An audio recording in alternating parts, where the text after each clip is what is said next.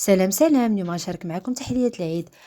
درت 3 المعالق ديال كريم باتيسير، زدت عليها معلقة ديال كاكاو، وزدت عليها السنيدة على حسب الذوق. هنا بقيت كنضيف الحليب بشوية بشوية بما تجمع لينا الخليط ديالنا.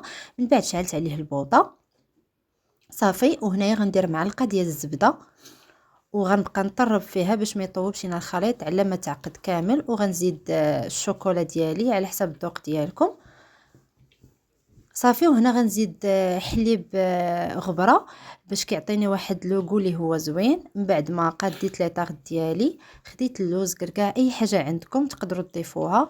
قاديت هنايا الطاطا ديالي ورشيت عليها اللوز الكركاع، وهنايا غادي نبدا نقطع فيها.